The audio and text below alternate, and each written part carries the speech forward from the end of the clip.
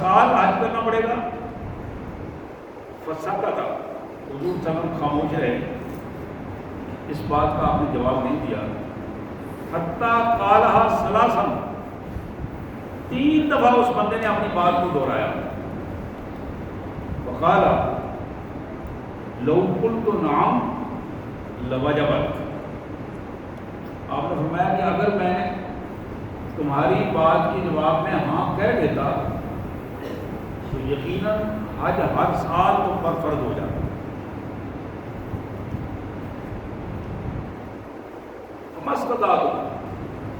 تو تم اتنی ہمت نہیں رکھتے تھے کہ ہر سال تم میں سے ہر آدمی حج کے لیے جائے اور دور دراز سے جا کے حج کرے۔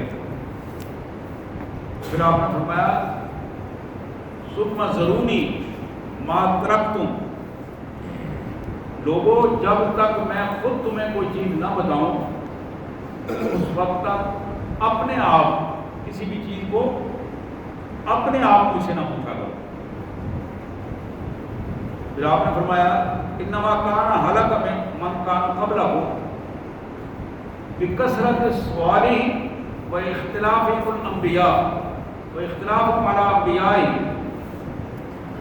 آپ نے فرمایا کہ تم سے پہلے بہت ساری قوموں کو اس لیے سزا ملی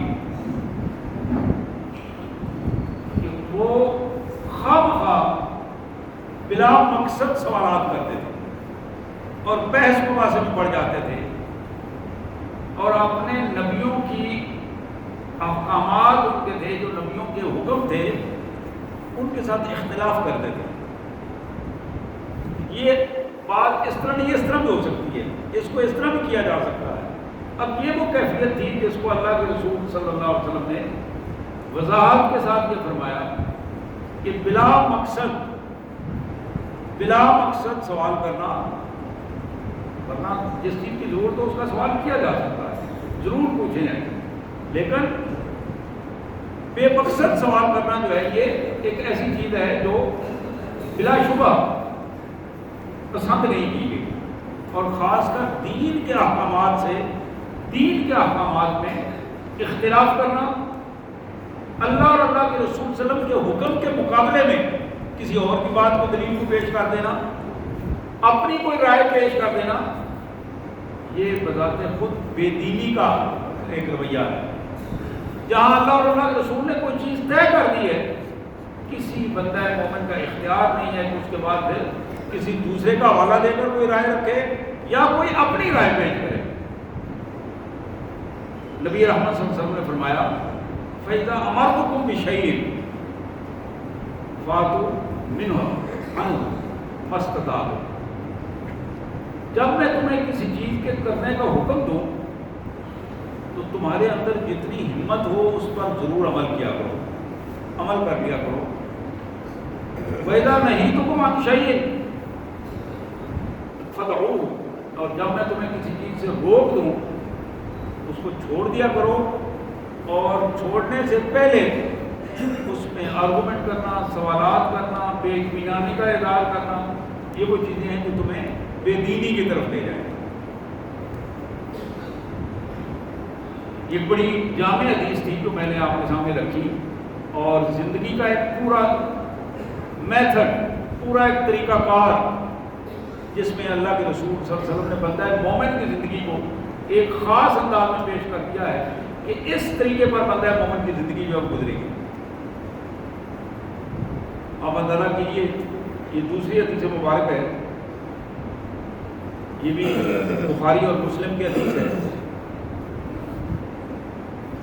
قال سئل رسول اللہ صلی اللہ علیہ وسلم ای الاعمال افضل، اللہ کے پیارے رسول صلی اللہ علیہ وسلم سے پوچھا گیا کہ کون سا عمل ایسا ہے جو سارے اعمال سے افضل ترین عمل ہو؟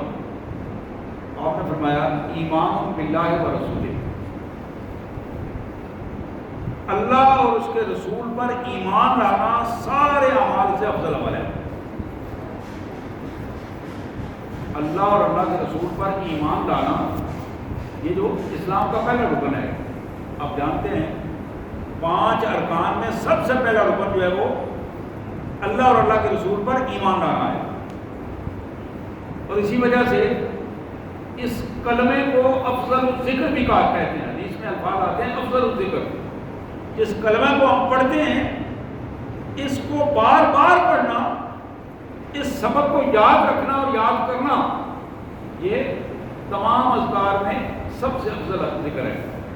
اس کی وجہ کیا ہے کہ ایمان باللہ اور ایمان بالرسالت دونوں ایمانیات کا اس میں تذکرہ ہے، اور دونوں ہر بار بندے کے ذہن پر اثرات ڈالتے ہیں. اللہ کے رسول صلی اللہ علیہ وسلم نے فرمایا سب سے افضل عمل اللہ کے ہاں اللہ پر ایمان اور اللہ کے رسول پر ایمان. کہنے والے نے کہا قیل ثم ماذا، میرے آقا صلی اللہ علیہ وسلم اس کے بعد کون سا عمل افضل ہے؟ تو آپ نے فرمایا الجہاد فی سبیل اللہ. اعمال میں دوسرے نمبر پر جو عمل سب سے زیادہ افضل ہے وہ جہاد فی سبیل اللہ. ایک ہے جہاد، صرف جہاد کی بات نہیں ہے، صرف جہاد کی بات نہیں ہے. جہاد کے ساتھ فی سبیل اللہ کا لفظ بڑا اہم ہے.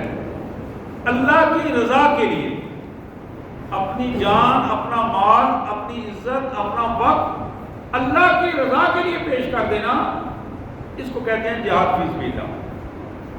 حضور صلی اللہ علیہ وسلم نے پوچھا، ایک دن آپ سے پوچھا گیا کہ میرے آقا جہاد مجاہد کون ہے؟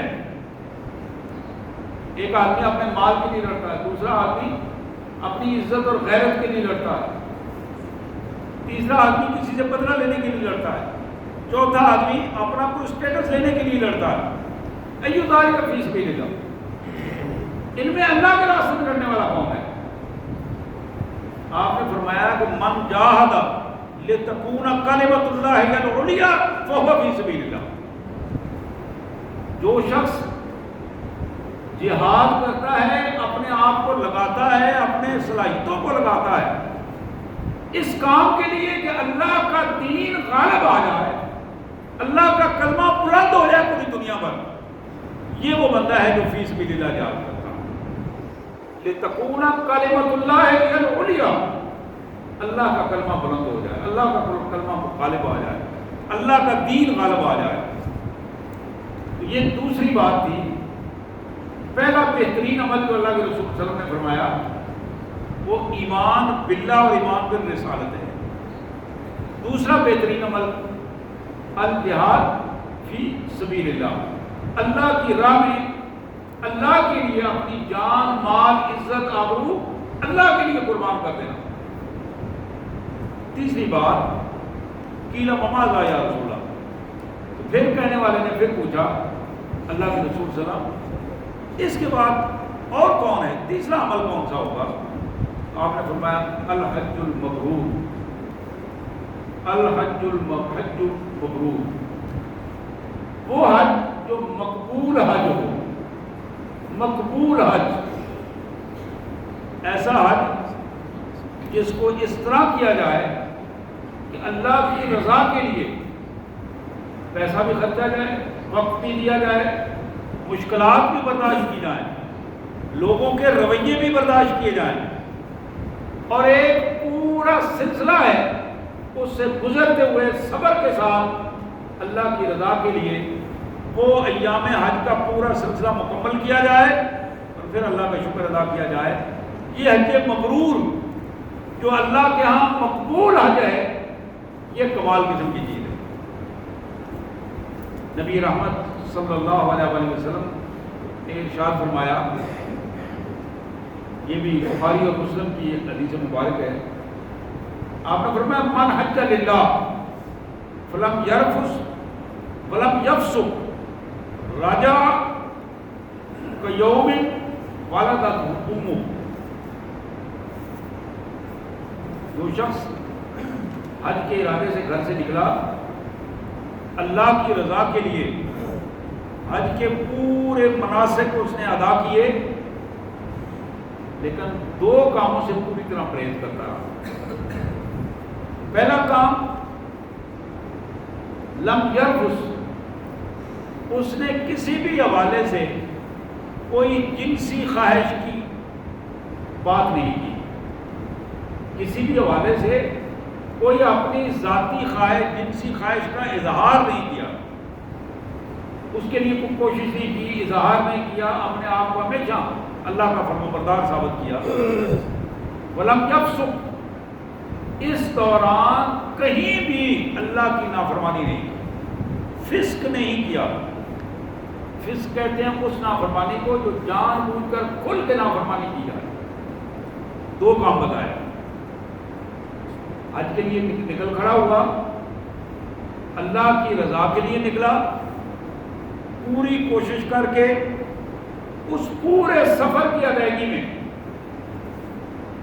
کسی کیفیت میں بھی اس نے جنسی خواہشات کے حوالے سے اپنے آپ کو کنٹرول رکھا، اور کوئی بھی ظاہری طور پر اللہ کے حکم کی کسی بھی سطح پر مخالفت نہیں کی. یہ وہ بندہ ہے کہ جب وہ حج پڑھ کے لوٹ کر آئے گا وہ اس طرح ہوگا کہ جیسے اس دنیا میں آج اس کی ماں اسے جنا. جس طرح ایک معصوم بچہ پہلے لمحے میں اس کائنات میں آتا ہے اور اس کے ریکارڈ میں کوئی کسی قسم کا گناہ نہیں ہوتا، اللہ تعالیٰ اس کے گناہوں کو اس طرح صاف پاک کر دیتے ہیں.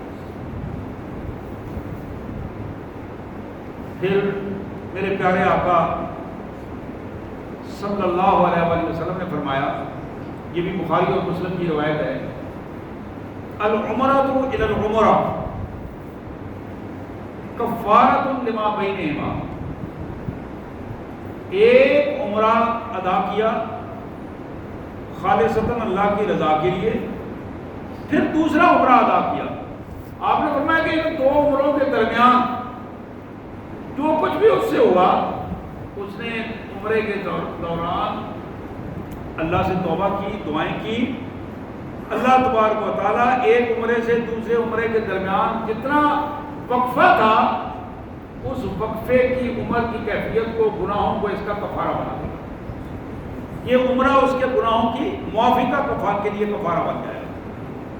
لیکن اس کے لیے جس نے اللہ کے حضور گناہوں کو پیش کر کے توبہ کی ہے، شعوری طور پر اپنے گناہوں کو معافی دلوانے کی کوشش کی ہے، اللہ کے حضور جھک گیا ہے، معافی کی کوشش کی ہے، بار بار استغفار کیا ہے، اور پھر فرمایا والحج المبرور لیس لہ جزاء الا الجنہ. اور جو حج مبرور ہے، ایسا حج جس کو اللہ کے قانون کی پابندیوں کے ساتھ ادا کیا گیا، اللہ کی رضا کے لیے ادا کیا گیا، اس کی جزا، اس کا بدلہ، اس کا انعام سوائے جنت کو. اللہ تعالیٰ ایسے بندے کو بلا مبالغہ سیدھا جنت میں داخل کریں گے، اور اللہ تبارک و تعالیٰ اپنے اس بندے کو جنتیوں میں ایک خاص مقام عطا کریں گے. اور پھر اس حوالے سے اللہ کے رسول صلی اللہ علیہ وسلم کی ایک اور حدیث جو جناب عبداللہ بن عباس رضی اللہ عنہ کی روایت ہے، یہ بھی بخاری اور مسلم کی حدیث ہے. حضور نے فرمایا کہ ان العمرۃ فی رمضان تعدل حجہ. رمضان المبارک میں کیا گیا عمرہ اللہ تعالیٰ کے ہاں درجے کے اعتبار سے حج کے برابر اللہ نے ذکر کیا. ایک آدمی رمضان المبارک میں عمرہ کرتا ہے، پوری کوشش کر کے اللہ کی نافرمانیوں سے بچتا ہے اور پورے اعتدال کے ساتھ اس عمرے کو ادا کرتا ہے، اللہ تعالیٰ اس کو حج کا اجر عطا فرمائیں گے. اس کا یہ قطعاً مطلب نہیں کہ اس پر اگر حج فرض ہے تو رمضان میں جب عمرہ کر لے تو حج فرض ادا ہو جائے گا. حج کا فرض ادا نہیں ہوگا، فرض الگ اسے ادا کرنا پڑے گا، لیکن اس کا اجر اس کو الگ مل جائے گا جو اجر حج کے برابر اجر ہوگا. یہ اضافی اجر اللہ تبارک و تعالیٰ اس کو عطا فرمائے گا. میرے پیارے بھائیوں، اللہ کے رسول صلی اللہ علیہ وسلم کی ایک دوسری حدیث جو سیاستہ کی حدیث ہے، حضور صلی اللہ علیہ وسلم نے فرمایا کہ اگر کوئی بندہ استطاعت کے باوجود، صحت ٹھیک ہے، آنے جانے کا انتظام ہے، کھانے پینے کا انتظام ہے، یہ شرائط ہے، صحت ٹھیک ہے، آنے جانے کا سفر کا انتظام ہے، وہاں رہ کر کھانے پینے کا انتظام ہے، اور پھر وہ بندہ حج نہیں کرتا، حضور نے فرمایا کہ ایسا بندہ یہودی ہو کر مرے یا عیسائی ہو کر مرے، مجھے اس کی کوئی پرواہ نہیں، میرا اس سے کوئی تعلق نہیں، میرا اس سے کوئی تعلق نہیں۔ ہم بعض اوقات کہتے ہیں جی یہ فلاں فرض ادا کر لیں پھر ہم جائیں گے، وہ فلاں کام جو میرا ہو جائے نا تو پھر انشاءاللہ پھر میں ہم کوشش کریں گے۔ یہ بات ذہن میں رہے کہ دنیا کے کام کبھی ختم نہیں ہوتے، دنیا کے معاملات کو ایک دوسرے کے پیچھے لگے ہوئے ہیں، اور شیطان جو ہے اس کے لیے بڑا پہاڑ بنا کے ہمارے سامنے رکھتا ہے۔ بڑے بڑے مشکل اوقات بھی ہوتے ہیں ہر ایک کے لیے، لیکن جب بھی بندے کے پاس آنے جانے کا خرچہ موجود ہے، کھانے پینے کا خرچہ موجود ہے، صحت ہے، اس کے پر حج فرض ہے، اور اس حج کو اگنور کر دینا، ڈیلے کر دینا، یہ اس کے ایمان کی خرابی کی دلیل ہے اور اسے کفر کی طرف مائل کر رہا ہے۔ اور حضور صلی اللہ علیہ وسلم نے تو بڑے واضح الفاظ میں فرما دیا کہ وہ یہودی ہو کر مرے یا عیسائی ہو کر مرے، میری امت میں سے وہ نہیں ہے، میرا اس سے کوئی تعلق نہیں۔ اسی طرح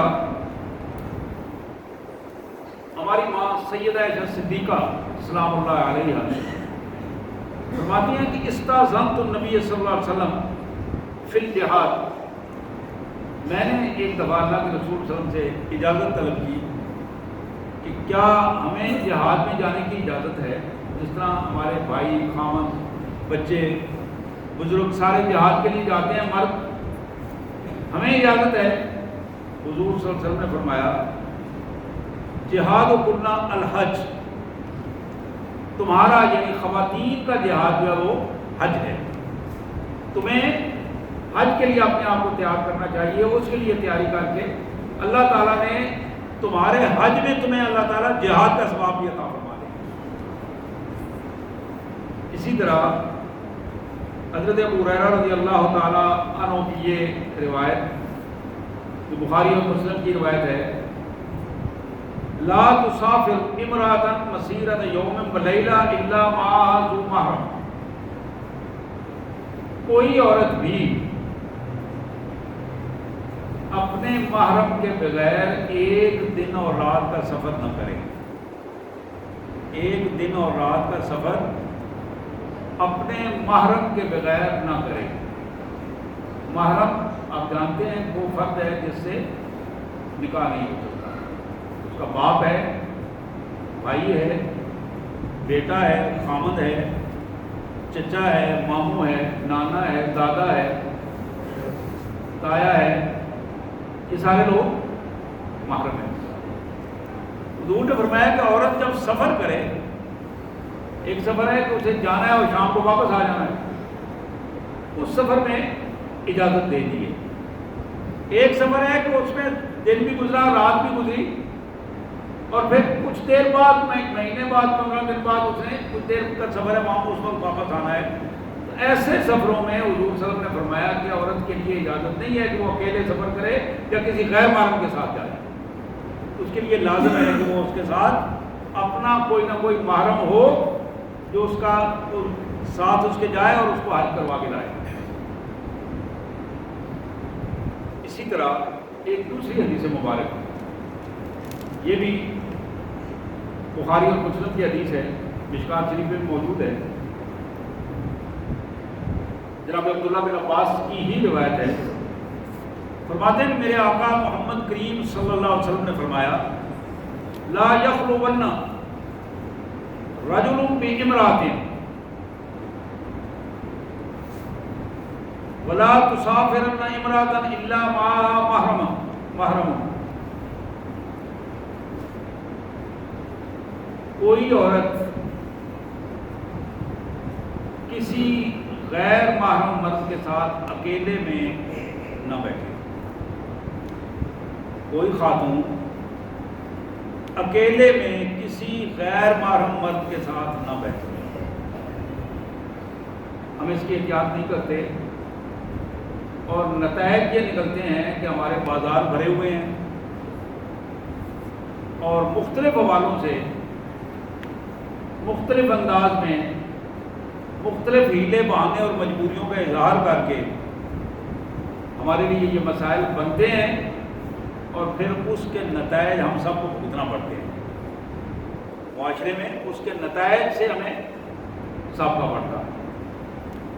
اگر ہم اس کی اللہ کے رسول صلی اللہ علیہ وسلم کے حکم کے مطابق اس کی اطاعت کریں اور احتیاط کریں تو ہمارے لیے بڑی آسانیاں پیدا ہو سکتی ہیں۔ تو اللہ کے رسول صلی اللہ علیہ وسلم نے فرمایا کہ کسی عورت کو یہ جائز نہیں ہے کہ وہ کسی غیر محرم مرد کے ساتھ اکیلے میں کچھ وقت گزارے، اس کے لیے منع کر دیا گیا۔ اسی طرح آپ نے فرمایا کسی عورت کے لیے جائز نہیں کہ وہ اکیلے میں بغیر محرم کے حج یا عمرہ کرنے کے لیے چلی جائے۔ فقال رجل، وہیں ایک آدمی نے عرض کیا یا رسول اللہ اکتبت فی غزوۃ کذا و کذا وخرجت امرأتی حاجہ، فقال اذهب فاحجج مع امرأتی۔ شخص کھڑا ہوا، اس نے عرض کی یا رسول اللہ صلی اللہ علیہ وسلم میں نے مختلف جہاد کے غزوات میں اپنا نام درج کروایا، رجسٹریشن کروائی ہوئی ہے کہ میں فلاں فلاں جگہ پہ جاؤں گا، اب میں فارغ ہو کے آ گیا ہوں تو جہاد تیار ہے تو میں ادھر جا رہا ہوں، لیکن میری بیوی حج کے لیے سفر کر کے نکل کھڑی ہوئی ہے، وہ ادھر گئی ہے اکیلی تو میں ادھر آ گیا ہوں۔ حضور نے فرمایا اس کو چھوڑ دو، سب سے پہلے جاؤ اپنی بیوی کے ساتھ حج کرو، حج کا فریضہ ادا کر کے آؤ گے تو پھر ان میں آگے غزوات میں تم شامل ہونا، لیکن تمہارا پہلا فرض یہ ہے کہ اپنی بیوی کے ساتھ جا کر حج کرو اور اس کے ساتھ حج کر کے آؤ۔ اسی طرح جناب ابو ہریرہ رضی اللہ تعالیٰ کی ایک اور روایت اللہ کے رسول صلی اللہ علیہ وسلم کے حوالے سے،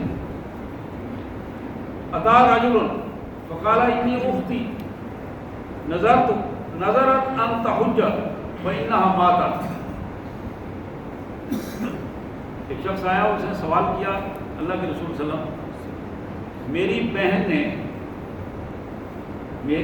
نے یہ نظر مانی تھی کہ اگر میرا یہ کام ہو جائے تو میں اللہ کے گھر میں جاؤں گی اور حج کروں گی۔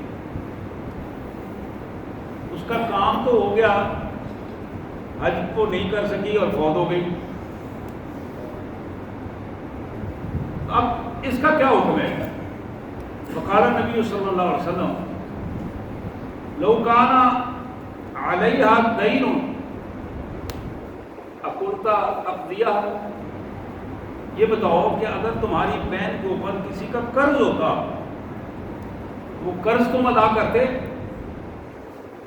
جی نام یا رسول اللہ، بالکل میں اپنی بہن کی طرف سے ضرور قرض ادا کرتا ہوں۔ آپ نے فرمایا فقض دین اللہ فہو احق بالقضاء، تو یہ جو نظر مانی تھی تمہاری بہن نے، یہ اللہ کی طرف سے اس پر قرض ہے، اللہ زیادہ حقدار ہے کہ اس کا قرض پہلے ادا کیا جائے۔ اب تم جاؤ اور اپنی بہن کی طرف سے حج ادا کرو، جو اس نے نظر مانی تھی اس کی نیت سے وہ حج ادا کرو، اللہ تعالیٰ کا قرض اور اس کی نظر جو ہے اس انداز میں ادا ہو جائے گی۔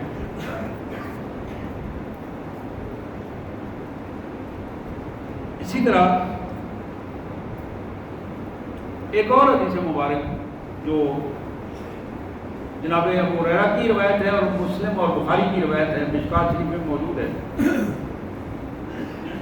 ان امرأۃ من خصم قالت یا رسول اللہ ان فریضۃ اللہ علی عبادہ فی الحج ادرکت ابی شیخا کبیر لا یثبت علی الراحلہ افاحج عنہ قال نعم وذلك فی حجۃ الوداع۔ ایک خاتون نے اللہ کے رسول صلی اللہ علیہ وسلم سے سوال کیا کہ میرے آقا ارشاد فرمائیے اللہ نے حج فرض کیا ہے اپنے سارے بندوں پر جو اس کا استطاعت رکھتے ہیں، میرے ابو بوڑھے ہو گئے ہیں، بیمار ہیں، اب ان کی حالت یہ ہے کہ وہ سواری پر خود اکیلے بیٹھ نہیں سکتے، اپنے اوپر کنٹرول نہیں ہے، سواری پر اکیلے نہیں بیٹھ پاتے. حج کی توفیق ہے انہیں، یعنی پیسہ ہے ان کے پاس، لیکن صحت اجازت نہیں دے رہی. تو کیا میں ان کی طرف سے حج ادا کروں؟ حضور صلی اللہ علیہ وسلم نے فرمایا نعم، ضرور ادا کرو. اور یہ حجۃ الوداع کے موقع پر یہ بات ہوئی.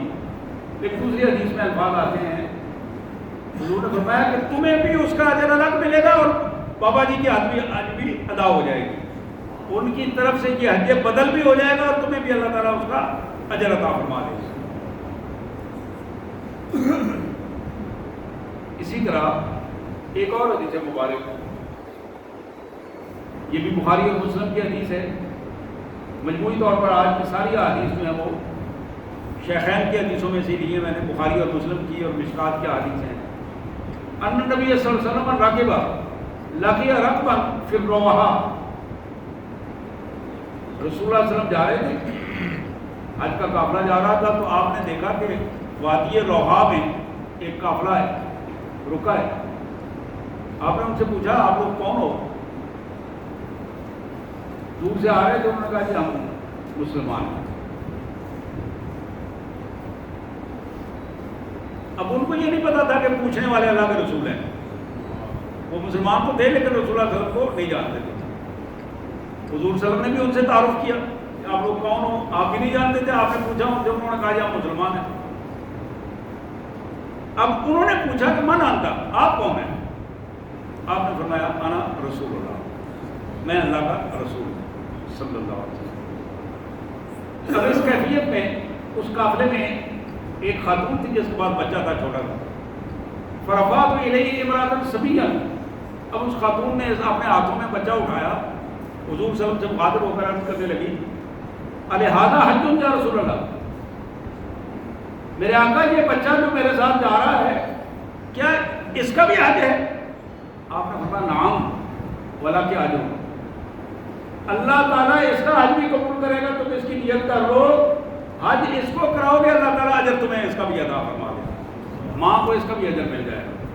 چھوٹے بچے جو معصوم اپنے والدین کے ساتھ حج کے لیے والدین انہیں لے کے جاتے ہیں، اللہ تعالیٰ ان کے حج کا اجر بھی اپنے ان کے والدین کو عطا فرما دیتے ہیں. یہ آخری حدیث مبارک ہے جناب عبداللہ بن عمر رضی اللہ تعالیٰ عنہ کی حدیث. یا رجل الی النبی صلی اللہ علیہ وسلم، ایک آدمی حاضر ہوا اللہ کے رسول صلی اللہ علیہ وسلم کے پاس. فقال یا رسول اللہ ما یوجب الحج، حج کب فرض ہو جاتا ہے؟ یہ بڑا اہم سوال ہے ہم سب کے لیے، میرے لیے، آپ کے لیے، میری بہنوں کے لیے. حج بندے کے اوپر کب فرض ہوتا ہے؟ حضور نے فرمایا الزاد والراحلہ، دو چیزیں ہیں جب اس بندے کے پاس ہوں تو حج فرض ہو جاتا ہے. ایک آنے جانے کا خرچہ سواری کا اس کے پاس موجود ہو، اور دوسرا کھانے پینے کا خرچہ موجود ہو. ایمان اور صحت اس سے پہلے ہیں. بندہ ایماندار ہو، یہ بتانے کی ضرورت نہیں تھی، ظاہر اللہ کے رسول صلی اللہ علیہ وسلم اور پوچھنے والا مسلمان. اور صحت ایک ایسی چیز ہے جو اس کے لیے آنے جانے کے لیے ویسے ہی لازم ہے. لیکن دو بنیادی چیزیں جو رکاوٹ بن جاتی ہیں، اخراجات اور سواری. حضور نے فرمایا کہ جب بندے کے پاس کھانے پینے کا خرچہ موجود ہو، آنے جانے کا خرچہ موجود ہو، تو پھر اس پر حج فرض ہو جاتا ہے. ہم اصل میں ایک تو ویسے جس علاقے میں رہ رہے ہیں یہاں ماشاءاللہ باقی ساری چیزیں سستی ہیں، لیکن حج کے اعتبار سے ہر سال جو ہے پیسہ بڑھتا چلا جاتا ہے. یہ بھی ایک خاص پلاننگ ہوتی ہے، اللہ تعالیٰ معاف فرمائے. لیکن اللہ کا شکر ہے کہ ایمان والوں میں پریشانیوں کے باوجود حج کا جذبہ مان نہیں پڑ رہا. خوبصورت جذبہ ہے، لیکن وہ بات نہیں ہے جو کسی دور میں ہوا کرتی تھی، جب لوگ ایک ایک روپیہ اکٹھا کرتے تھے حج کے لیے. سالوں لگ جاتے تھے حج کا پیسہ اکٹھا کر. تھوڑے سے پیسے ہوتے تھے، تھوڑے سے پیسے 5-10 ہزار لگتا تھا، لیکن 5-10 ہزار اکٹھا کرتے کرتے سال 2 سال لگ جاتے تھے، اور وہ حلال کا پیسہ بڑی احتیاط سے اکٹھا ہوتا، اور وہ جو سال 2 سال گزرتے تھے وہ بڑے شوق سے گزرتے تھے، بڑا شوق ہوتا، اور پتہ ہوتا تھا کہ فلاں اماں جی تیاری کر رہے ہیں آج میں جانے کی، فلاں بابا جی تیاری کر رہے ہیں، اور ان کی تیاری کی پھر پوزیشن یہ ہوتی کہ نمازیں اپڈیٹ ہو جاتی تھی، ریگولر ہو جاتی تھی، پھر ان میں غلطیوں کی ریشو ختم ہو، گناہ چھوٹ جاتے تھے، تو یہاں نظر آتا تھا کہ حج کی کیفیت یہاں بن گئی ہے۔ اب وہ بات نہیں ہوتی، جتنا سفر آسان ہو گیا ہے، پیسہ زیادہ ہو گیا ہے، اتنا حج کے اثرات کم ہو گئے ہیں۔ ہمیں حج کی نیت کرتے ہوئے اس حوالے سے اپنے آپ کو متعارف کروانا چاہیے، اپنے ضمیر سے اس کا سودا کرنا چاہیے کہ ہم یہاں رہ کر حج کی تیاری کریں، حج کے اس مقصد کی تیاری کریں۔ حج کا مقصد ایک جہاد ہے، جس طرح میں نے حدیث سنائی، خواتین کے لیے خصوصی طور پر اور مردوں کے لیے عمومی طور پر۔ اللہ سے دعا ہے اللہ تبارک و تعالیٰ ان مقاصد کو ہمارے لیے آسان فرمائے، اور ان اعمال کو ہمارے لیے آسان فرمائے، اور ہمیں اخلاص عطا فرمائے، اور اخلاص کے ساتھ خاص کر ان دنوں میں جو موسم حج ہمارے سامنے ہے، اللہ تعالیٰ ان میں ہمیں زیادہ سے زیادہ اپنی قربت عطا فرمائے۔ واخر دعوانا الحمدللہ رب العالمین۔